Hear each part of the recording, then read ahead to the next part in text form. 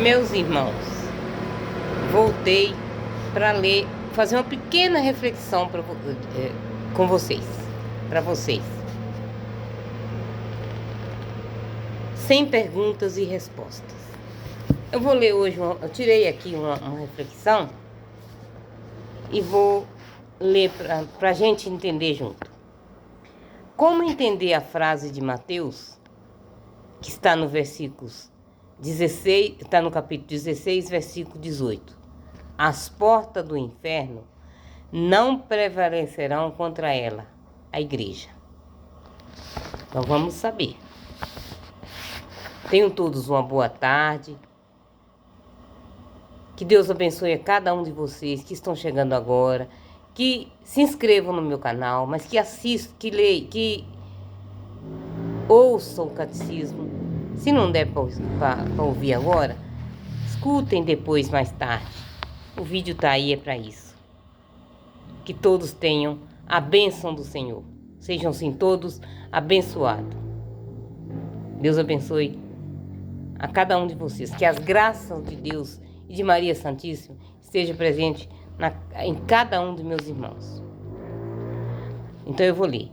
Como entender a frase de Mateus que está no 16, versículo 18. As portas do inferno não prevalecerão contra ela, a igreja. Mateus escreveu em grego, mas influenciado por sua língua materna, o aramaico. Usou a palavra pilai para significar portas. Acontece que em aramaico a palavra porta evoca as portas da cidade de antigamente, abertas nas muralhas que cercavam as cidades. Essas cidades não eram urbanizadas como as modernas. Por exemplo, não tinham praças. O principal ponto de encontro de uma população muito diversificada era junto às muralhas das portas. Lá funcionava o tribunal, lá se resolviam as questões e se tratavam os negócios. Era também um lugar para o lazer e a comunicação de notícias. Era o lugar mais frequentado, por ser um lugar de passagem onde todos os caminhos se confluíam. Assim, lemos em Ruth 4, versículo 1, que Boaz subiu à porta da cidade e sentou-se ali, esperando encontrar um parente com o qual precisava falar. E, de fato, o encontro aconteceu.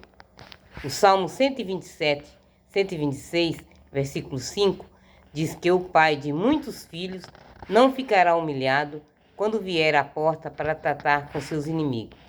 A respeito da mulher forte, se diz que seu marido é respeitado junto às portas, quando se senta entre os conselheiros. Está lá em Provérbios 31, versículo 23. A palavra porta às vezes significa praça, mercado ou até mesmo a cidade inteira, quando se usa a figura de linguagem chamada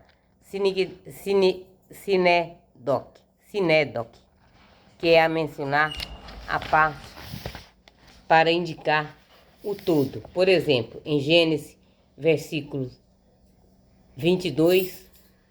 capítulo 22, versículo 17. Tua posteridade conquistará a porta de seus inimigos. É anúncio da vitória sobre a cidade deles. Possuir as portas é tomar a cidade. Voltando a falar de Mateus 16, versículo 18, essa frase é traduzida de diversas maneiras em nossas Bíblias. O poder do inferno nunca poderá vencê-la. As portas do Hades nunca prevalecerão contra ela. O império da morte não a vencerá. Os poderes do inferno jamais conseguirão dominá-la. As portas do Hades não triunfarão sobre ela.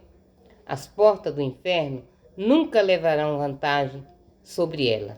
Está falando sobre a igreja. É fácil perceber que aqui as portas são personificadas, significando as potências do mal, os poderes do inferno. Quanto à igreja de Jesus, nada poderá o poder da morte. que abre as suas portas para o prender e fecha para não soltar. Comenta a Bíblia do Peregrino. O inferno é representado sob forma de uma fortaleza ameaçadora, mas a Igreja de Cristo continuará existindo enquanto o mundo existir.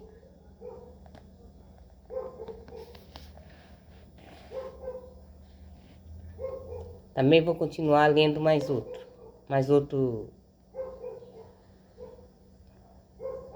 outra parábola. Por que os Atos dos Apóstolos são chamados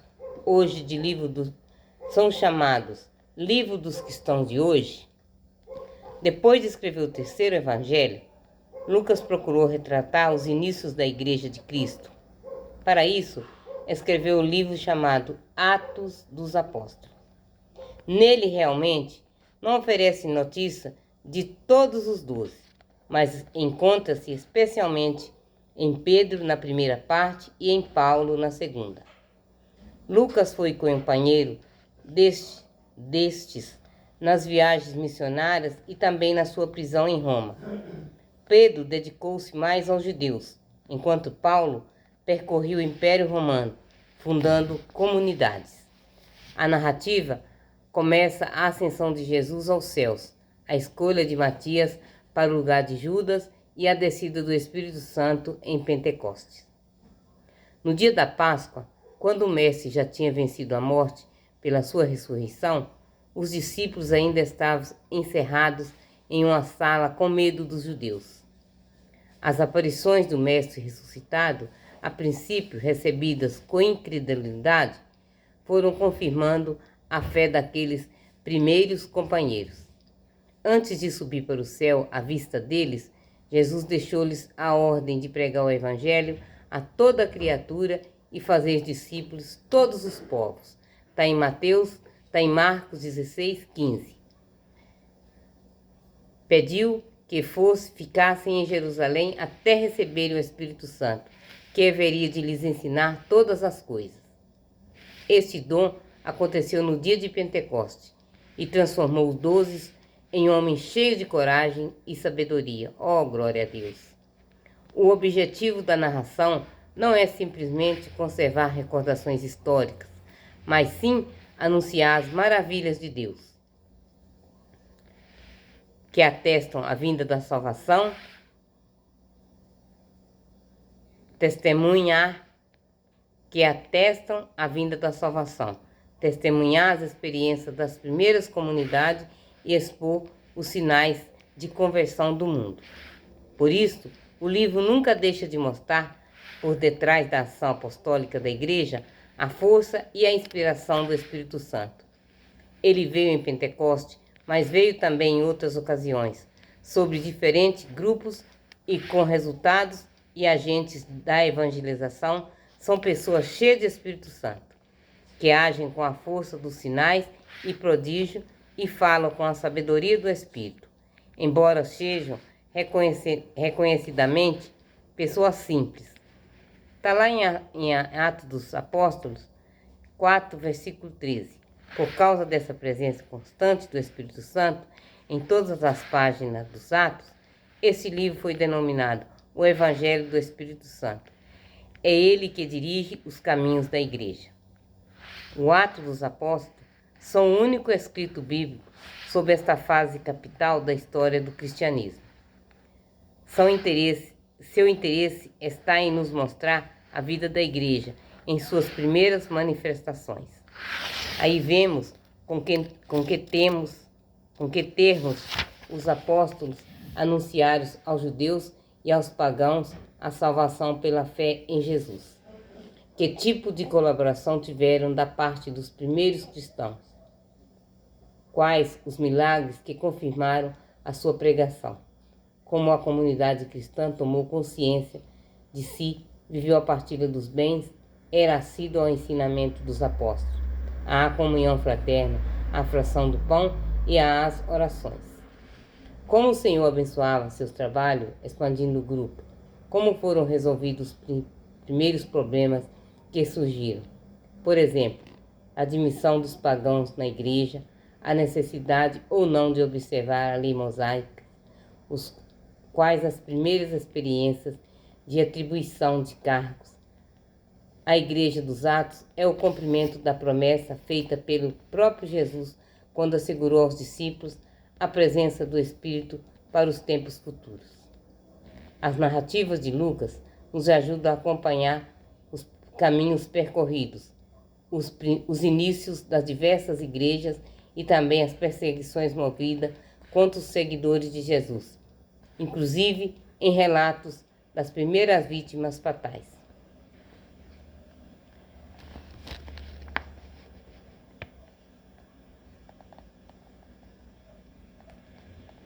Aqueles que hoje chamamos de leigos têm um papel extraordinário nos atos. Eles hospedam os apóstolos em suas casas, são seus companheiros de missão, assumem cargos de responsabilidade, reza pela libertação de Pedro, ensina a um pregador os rudimentos da fé. Tudo isso é história da nossa igreja, da nossa família de discípulos de Jesus. Diante de tamanha vitalidade, entusiasmo e espírito de doação, cabe a pergunta: o que você faz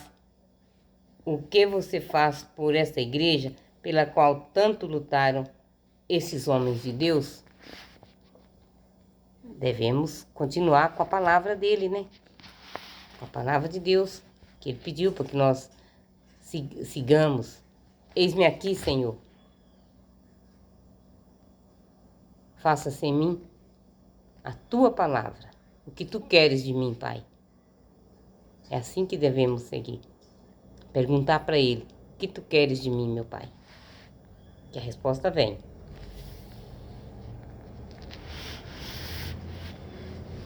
Eu vou parar por hoje. Agora, depois eu faço mais oração.